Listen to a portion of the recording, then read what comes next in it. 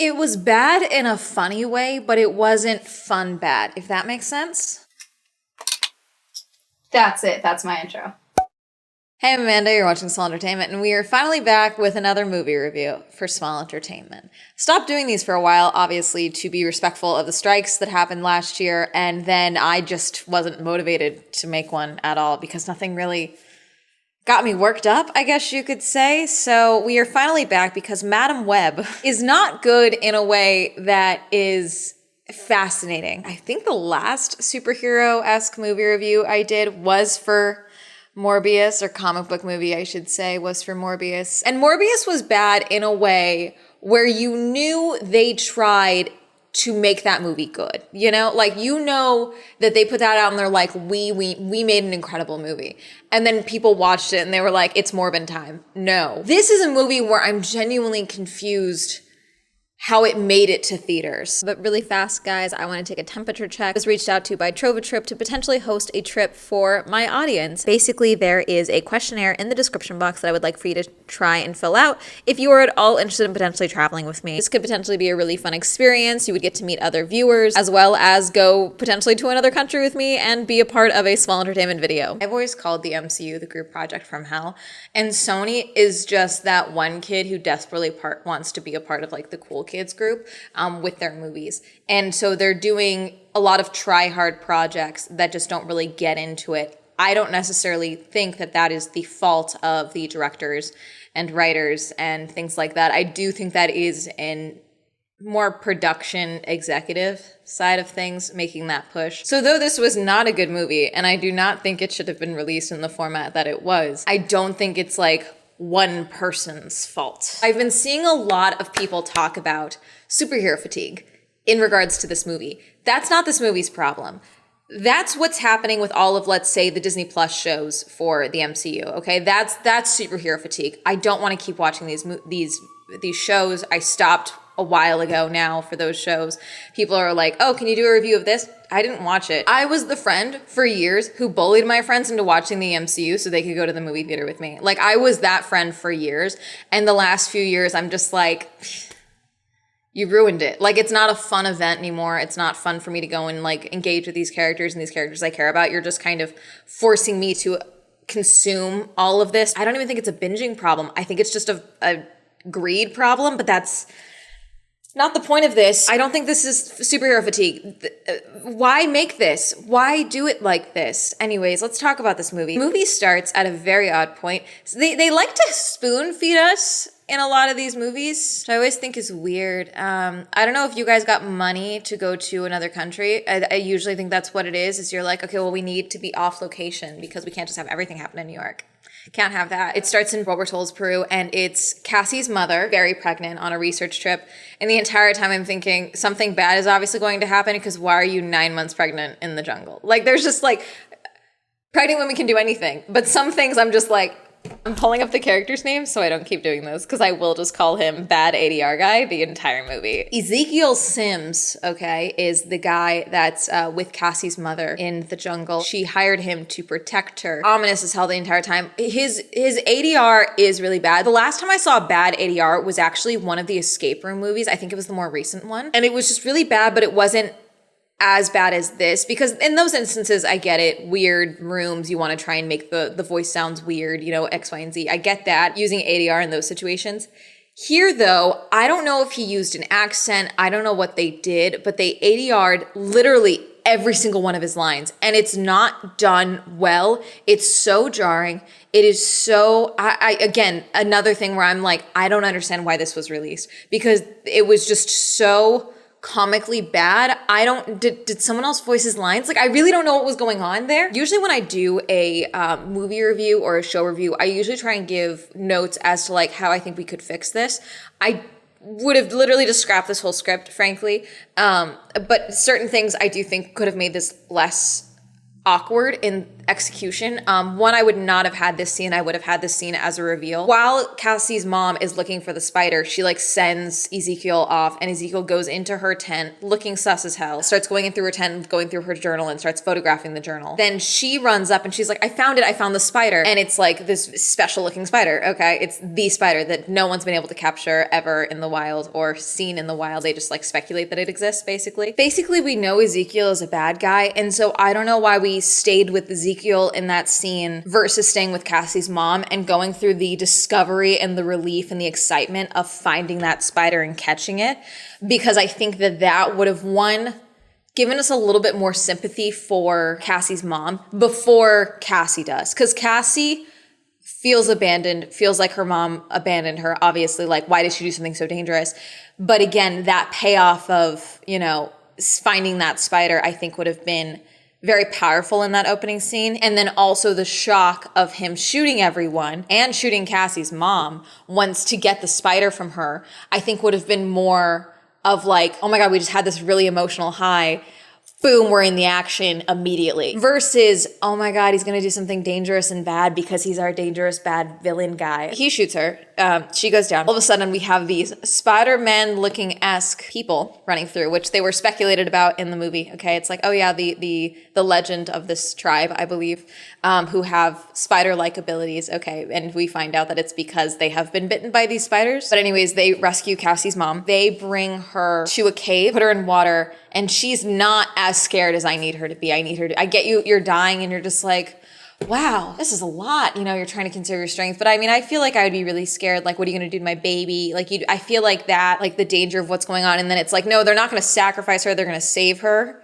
Even though obviously they saved her in the moment. Like, I don't know. I feel like there was another way to like build out that scene. Basically, the spider bites her and we find out that they couldn't save both of them. So the spider bites her so that she has enough strength to give birth to Cassie, and then she dies. And that's where the character of Santiago, who is like the head guy here, is like, one day she will be strong, she will have questions, but she will come find us I'll be here waiting for her when she's ready. And then we jump to 2006, Cassie's in her 30s, and she is working as an EMT with the fire department. Very on the go, very in it, okay. They get a woman to the ER, and she's very awkward about it, very socially awkward. They're signing her in, the nurse comes out, and she's like, hey, just so you know, she's gonna be okay. And she's like, who? The woman you brought in. She's gonna be okay. Oh, all right. It's just very much like she doesn't know how to interact with people, doesn't really know how to be a friend, doesn't really know how to be a caring person fully, which is interesting for, I think, an EMT character. That is where we get shown Sydney Sweeney's character, Julia. We get little bits and pieces of that. So like she takes the photo from the little boy, which is the woman's son. Oh, this is where we get the full name drop where she's like, but you know, Mr. Ben Parker, he loves photos. He keeps them all. Okay. So Adam Scott is playing Ben Parker. Don't worry, we don't have to watch him die this movie. She is still standing there watching, okay, but basically Sydney Sweeney's character is there and they're like, oh, family can go in now. And she's like, oh, well, I'm her stepdaughter, so I can go in, basically. And her dad is like, probably not right now. Now's not the best time. And so she's like, oh, okay, and stands out there. And so Cassie sees that the entire time. It's moments like that where I agree with a couple of people's assumption that this was basically not a finished working script. It feels a lot like it was, here's the outline of what we need to happen and like what each character needs to convey in this scene, or just the major points of events. This is who is here. Her stepmom is in the hospital. They don't have a good relationship.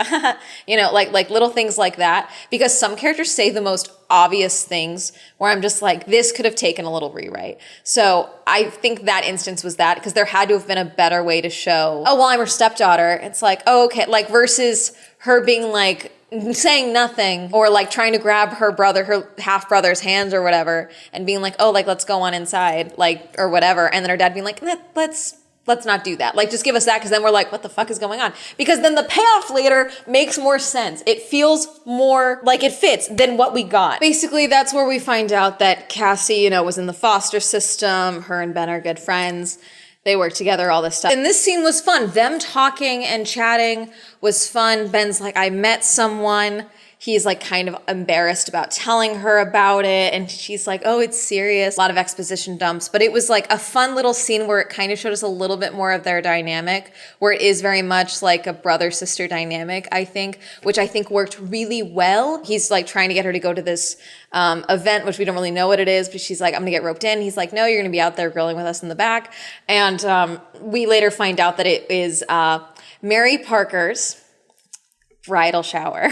Yeah, they're doing that. When they were driving the ambulance for Julia's stepmom, she nearly drives into Maddie. Maddie is on a skateboard. She's skateboarding, flips her off. And when she gets home, as she's going upstairs, she sees Anya in her door, like not letting the landlord in, being like, oh, my dad's like, just, he's gonna get his paycheck soon. He's at work. I'm sorry. Like, he'll come back later. Okay. Anyways, before she goes home or whatever, she saves someone and then gets stuck in the car, goes down in the bridge, whacks her head, and has this weird moment where it's like she's underwater, but she's not underwater. She's like dry, but she's not. She sees all these different storytelling things, and it's basically just like, this is how her abilities start to get unlocked. Okay, like I'll accept that. I'll accept traumatic brain injury unlocking abilities. I think that's fine. And then Ben wakes her up. She survives via CPR, and she's like, did I die? Fine now, apparently. Right after is when she starts having, like, I almost call them skips in time. There are times where she's clearly having visions, which is why I think so much of her, they relied on her powers so much for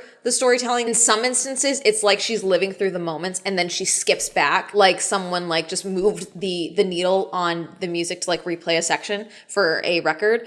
And so it's almost like she's skipping backwards in time versus seeing the future, because they're in so many instances, she is living through the moments, but they're in like kind of like a weird, they use them in a very inconsistent way, which I think is what really bugged me. If they had really leaned into how inconsistent it was the entire movie until she starts to get a grasp on her powers, then I think I would have been more understanding, because then it's like, oh, okay, like, yeah, she's out of order, she's disjointed, that's why all this feels disjointed.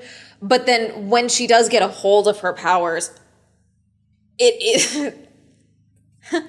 Foreshadowing, it's so stupid. I can't really give them credit for the whole disjointed skipping versus seeing premonitions, because it just doesn't really fully work. That's when we see Ezekiel. He's a little older now, and we know this because there's some gray in his hair. He goes to the opera, sits next to a woman. They sleep together, okay? And that's where we see that he has the spider held in captivity in his apartment. He wakes up from a nightmare, and this is where we see in the nightmare the spider girls with all of their abilities invading his apartment, stealing the spider, and then killing him. Wakes up, tells the woman that he slept with, you know, that he is gonna die and that he needs to kill these girls. That's who he's going to kill, because he's been seeing this for the last decade or so, ever since he killed her mom and used the spider's venom or whatever to get powers. And then that's when we find out that the woman he slept with actually works at the NSA, and he kills her because he can give venom through touch when he decides to. And she goes into cardiac arrest and then takes her key fob and then gives it to Amaria, hacker girl, okay,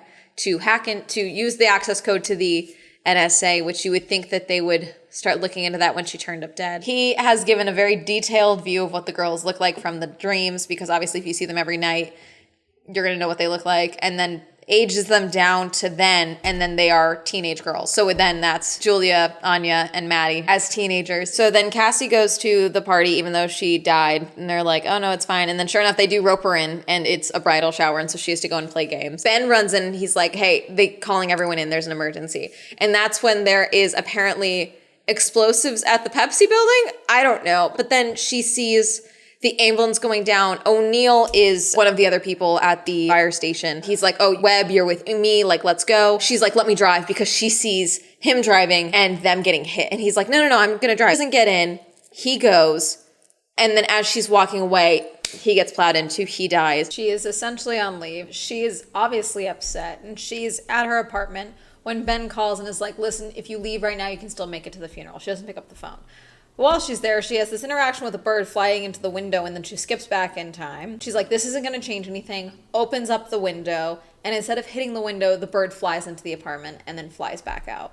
And so she's really freaked out, and so in that moment, she decides, I'm not going to be alone, goes to get on the train to go to the funeral. And this is where she once again sees all the girls. This is where the skip backs annoyed me so much, because we get different pieces at different times, which tells me that she's almost not living through the future. She's almost living through different multiple timelines at one sense. That sounds weird, but basically, because we keep getting the auditory cues are the same, but then people keep getting on because she's seeing she sees the trains happening. She sees the girls getting killed one by one by Ezekiel. She sees it as they're getting on the train, but then they get off the train. And so then it just, I don't know. They're setting this up super weird. Her powers don't make flippin' sense. The inconsistencies in the visions are really driving me up the wall. I think they did this to ratchet up the tension, but I don't think it worked that way. It just felt really disjointed. And I was like, okay, is he going to try and kill them or not? Because we have a lot of time happening. Anyway, so she immediately gets up because she sees Ezekiel and get off the train now, get off the train. And they're like, no, we're not. Who are you? We're not going with you. Because none of these girls know each other. They're not friends. It's not like they got on the thing together. They're all just random teenage girls. Ezekiel's on the train. They start running. Julia immediately starts yelling like, oh, she's trying to kidnap us. Excuse me. She's trying to kidnap us. That's what we need to look out for. And we see Ezekiel in evil Spider-Man costume. Black with red detailing, crawling on the ceiling. They're like, what the fuck is that? Scattering would be the smart move. I'm sorry, you guys don't operate. I mean, I get wanting to be with the adult in that situation when you're a teenager, but you don't know this woman. Julia would go to the cops. Julia fully would go to the cops. I'm sorry, she would have. Once they start running up, they're like, oh my God, help, he's trying to kill us, And then he just starts killing cops. They ended up stealing a cab. As they're driving, they're like, okay, yay, they got him. They hear the radio and they start talking about a person of interest. And they start describing Cassie. You said I was trying to kidnap you. And she's like, I didn't know what was happening. I thought you were trying to kidnap us. Fair. She's like, okay, I'm dropping you all off. Like, I'm not dealing with this. And they're like, oh no, I can't because of X, Y, and Z. Oh no, I can't because of X, Y, and Z. Oh no, I can't because my parents are out of town, whatever. And she's like, okay, fine. Let me think about this. Drives them into the middle of nowhere because he's trying to kill them. Okay, that's all she knows is that they're gonna die if she doesn't help them. And now she's wanted for abduction. He is looking for them. He's mad at Amaria for like losing the girls, basically like, what do you mean we can't find them? Which is why they put them in 2006, because obviously if they had iPhones, this wouldn't be a problem. So basically they're all the girls are like panicking, and she's trying to explain like, listen, I can see the future. There was a better way to make it very clear that these girls realized that they all knew her. She's like, okay, I'll be back. 3 hours tops, just stay here. You'll be safe out here. No one can find you out here. They don't even know how he's tracking them. So I don't know why she would just assume that leaving them alone in the middle of nowhere was smart. Anyway, she drives back to her apartment, sneaks in because someone's gonna eventually figure out that it was her. I don't know. And that's when she goes and looks through her mom's journal. And that's when she sees the photo of Ezekiel and she realizes that that's who was following the girls. The girls had asked like, oh, well, can you walk on walls? Like he does, he can walk on walls. She tries and like slides down the wall and falls, and she tells the cat like, we don't speak about this, which was a funny moment. There's little funny bits in this movie. There were things here that worked. 80% of it does not work. She goes back. The girls obviously did not wait because they ran out of jerky. They ate some jerky from the cab. Anya can figure out that Maddie has money or comes from money, essentially, which we kind of got the hint at with the whole private school thing, I would assume is what they were trying to go for with that. And so she's like, yeah, my dad dumps plastic into the ocean or whatever, plastic money, and my mom just buys art to ignore him. So yeah, I have an allowance at the end. And so Anya's like, okay, let's go spend some of Maddie's daddy's plastic money. Let's go buy some food. They're at the diner, they're eating, and someone at the diner calls and he's like, hey, I think I found the missing girls you guys are looking for, because there's a missing persons out for the 3 teenage girls. Walks through the woods towards where the girls are at the diner, walks in, hey, let's go. And it's too late. Ezekiel's there because he called in and shows up, kills Julia, kills Maddie, gonna kill Anya, kills Cassie. Cassie jumps forward, Cassie skips back and is back at the thing. And she's like, okay, let's try that again. Gets in the car instead and drives over there. As they are in there, Anya, she sees Ezekiel. She's like, you guys, we gotta go. And then that's when she hits him with the cab. But he gets out, grabs her and starts giving her venom, but she's able to get away. Take this now busted up cab, okay, to a motel, which I'm sorry, everyone would have seen that cab. You need to ditch that thing immediately. Shows the girls the diary, shows the photo of Ezekiel, shows that he was with her mom. It's like, what does this mean? I have no idea.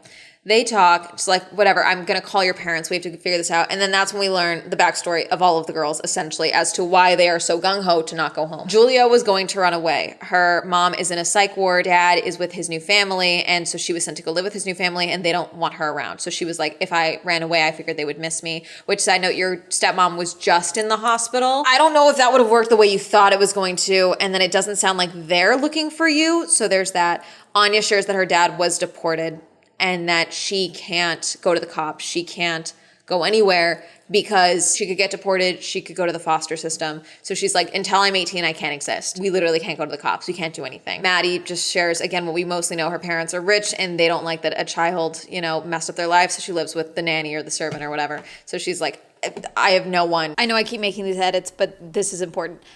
Basically, she tells the girls that the venom that he gives causes cardiac arrest. The way to prevent cardiac arrest from happening is chest compressions. So we have this very drawn out scene of her teaching the girls how to do chest compressions. Cassie obviously shows them the photos of her mom with Ezekiel. We get that scene from the trailer, but she doesn't actually say the line of like, he was in the rainforest with my mother researching spiders right before she died, that whole thing. I don't know what this means. And the girls are like, you need to go to Peru. Ben takes the girls. I don't care how much of an inactive parent you are. If you're a rich dude and people know you have a daughter and your daughter is missing or allegedly abducted, you're doing something. You're not just letting her continue to be missing. Julia, I can kind of get it. Her dad doesn't seem to want her around, that type of thing, but they would do something. They're on someone's radar aside from just like missing teen girls. She goes to Peru. She's walking and trying to match where her mom's photos are from the journal. And then that's when Santiago finds her, okay, and brings her to where she was born.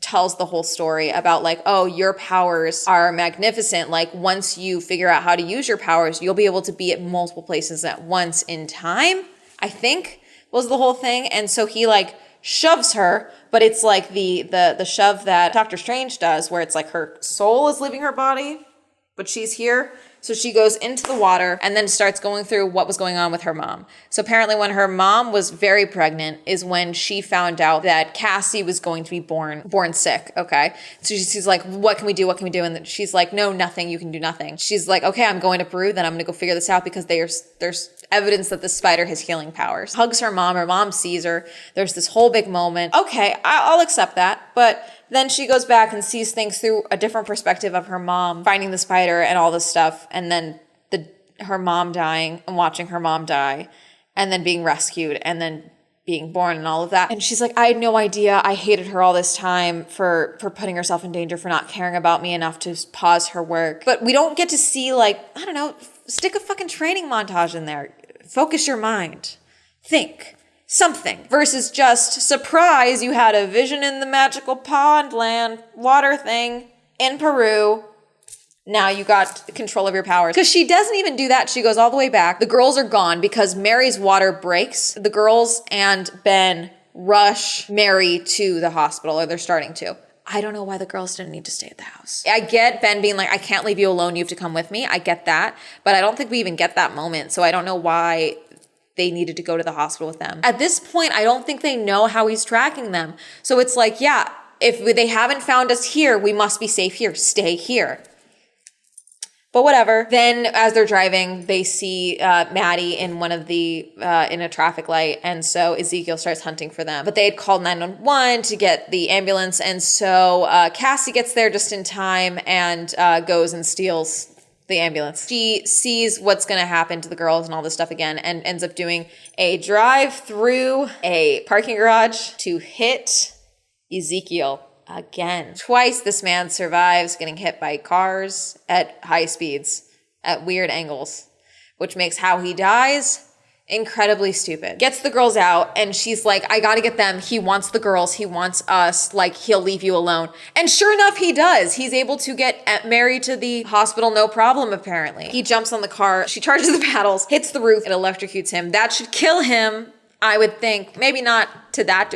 No, that's a lot. It's a decently high voltage. They roll to a stop under an overpass and they decide, okay, here's what I'll do. Because she has the vision of the helicopter coming and rescuing the girls from the roof of where the fireworks factory was during the start of the movie. So they go over there, start breaking things off one by one. Okay, we keep getting visions of the girls with powers randomly, mainly from Ezekiel. Why did you guys not think that a sequence of the girls getting their powers was important? Why did you not choose that storyline for this?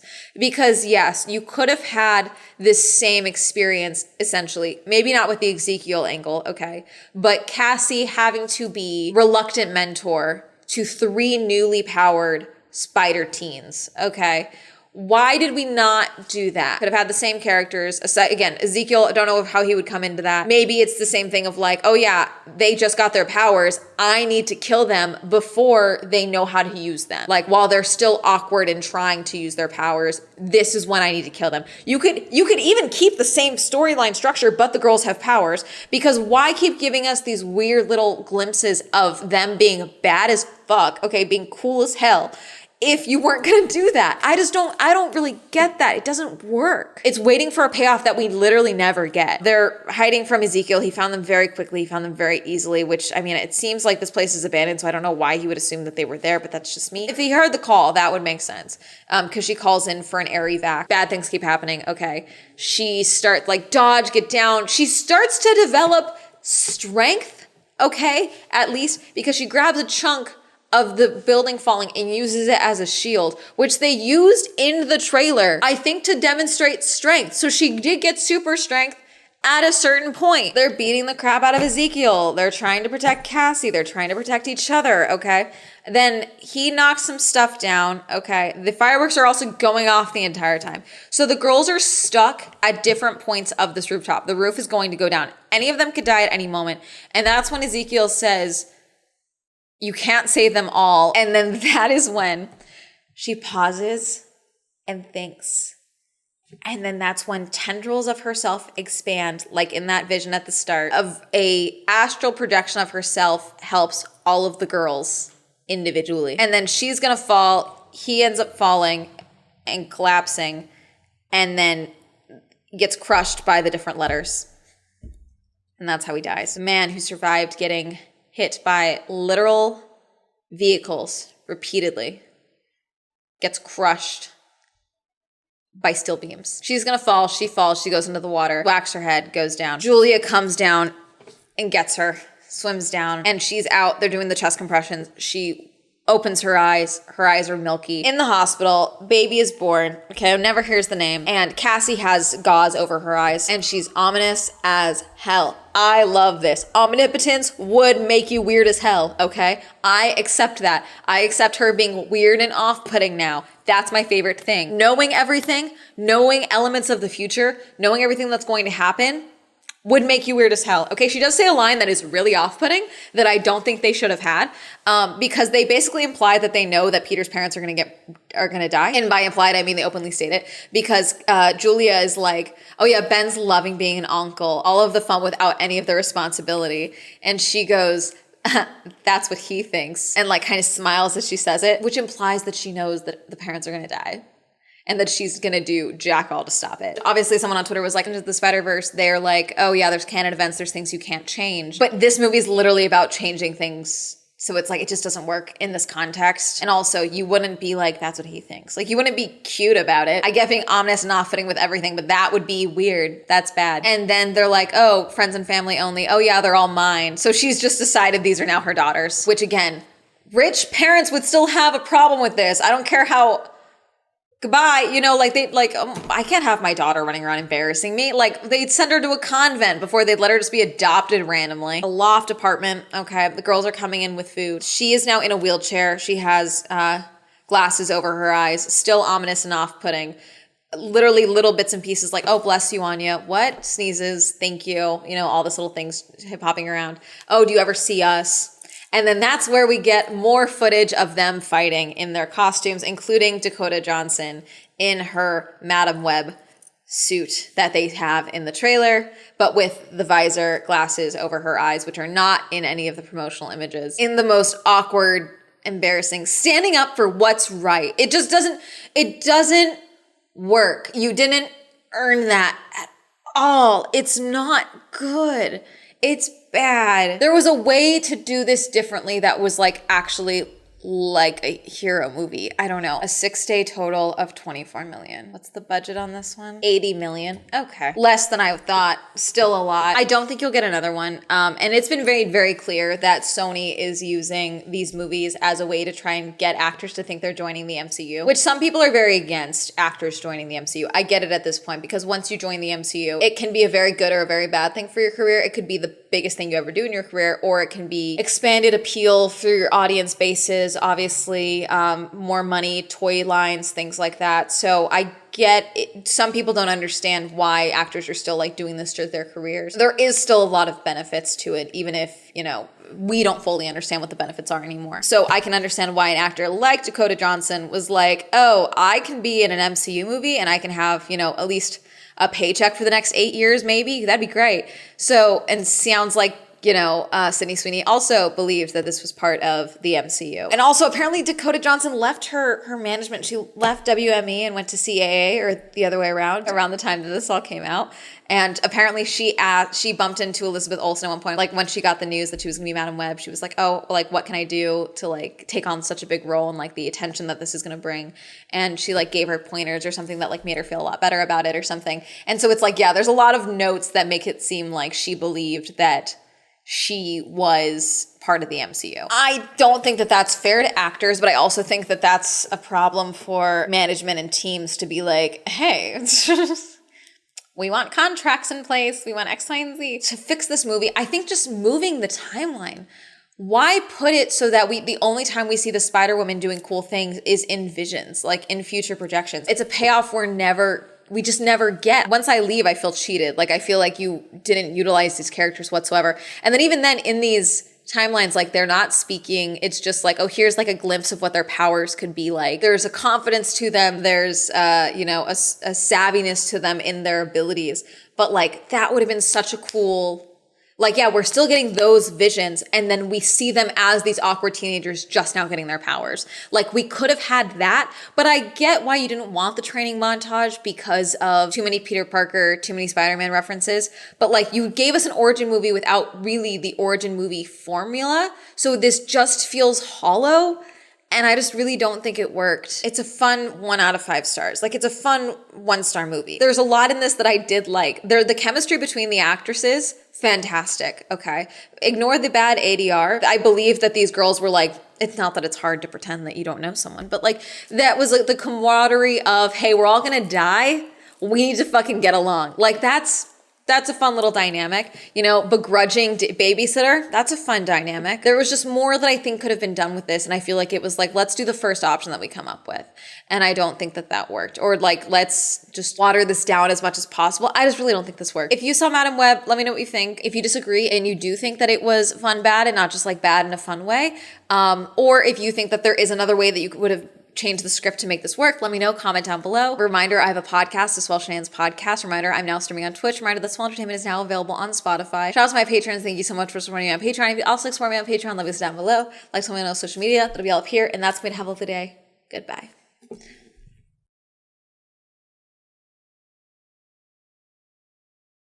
Like, you could have given us more with Amaria, even. Like, I feel like Amaria was just kind of like there. Like, it was just unnecessary. Like, money and the fear of death. Okay. Thank you, Oz, Eva, Ayana, Abby, Angel, Goth, Glenn, Palace, Pink, Jasmine, Lauren, Amy, Aslan, Medic, Rosie, Victor, Andrew, Tenzin, Sam, Mae West, Michael, Ryan, Adira, Nathan, Zwink, Literal, Jeffrey, Randy, QWERTY, Nomad, Thomas, Tasha, Donnie, Winter, Kenny, Robert, Cameron, Elliott.